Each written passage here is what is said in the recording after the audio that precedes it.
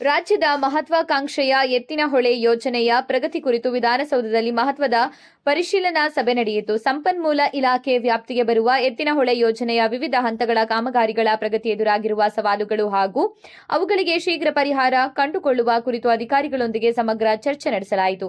ಸಭೆಯಲ್ಲಿ ಯೋಜನೆಯ ಕಾಮಗಾರಿಗಳನ್ನು ನಿಗದಿತ ಅವಧಿಯಲ್ಲಿ ಪೂರ್ಣಗೊಳಿಸುವುದು, ಆಡಳಿತಾತ್ಮಕ ಮತ್ತು ತಾಂತ್ರಿಕ ಸಮಸ್ಯೆಗಳ ನಿವಾರಣೆ ಸೇರಿದಂತೆ ಹಲವು ಪ್ರಮುಖ ವಿಚಾರಗಳ ಕುರಿತು ಅಧಿಕಾರಿಗಳಿಗೆ ಅಗತ್ಯ ಸೂಚನೆಗಳನ್ನು ನೀಡಲಾಯಿತು. ಈ ಸಭೆಯಲ್ಲಿ ಸಾರ್ವಜನಿಕ ಉದ್ಯಮಗಳ ಸಮಿತಿ ಸದಸ್ಯರು ಹಾಗೂ ಶಾಸಕರಾದ ಎನ್.ವೈ. ಗೋಪಾಲಕೃಷ್ಣ, ಐವಾನ್ ಡಿಸೋಜಾ, ಗೋಪಾಲಯ್ಯ, ಗೋವಿಂದರಾಜು, ಕಿಶೋರ್ ಕುಮಾರ್, ವೆಂಕಟಶಿವರೆಡ್ಡಿ, ಆರ್ಥಿಕ ಇಲಾಖೆ ಅಧಿಕಾರಿಗಳಾದ ಹೊನ್ನಲಿಂಗಯ್ಯ, ಜಲಸಂಪನ್ಮೂಲ ಇಲಾಖೆ ಹಾಗೂ ರಾಜ್ಯ ಮಟ್ಟದ ಹಿರಿಯ ಅಧಿಕಾರಿಗಳು, ಸಾರ್ವಜನಿಕ ಉದ್ಯಮಗಳ ಸಮಿತಿಯ ಅಧ್ಯಕ್ಷರ ಆಪ್ತ ಸಹಾಯಕರಾದ ಸೈಯದ್ ಇಸಾಕ್ ಉಪಸ್ಥಿತರಿದ್ದರು. ಎತ್ತಿನಹೊಳೆ ಯೋಜನೆಯ ಕಾಮಗಾರಿಗಳನ್ನು ವೇಗಗೊಳಿಸಿ ನಿಗದಿತ ಸಮಯದಲ್ಲಿ ಪೂರ್ಣಗೊಳಿಸಲು ಸರ್ಕಾರ ಬದ್ಧವಾಗಿದೆ ಎಂದು ಸಭೆಯಲ್ಲಿ ಒತ್ತಿ ಹೇಳಲಾಯಿತು.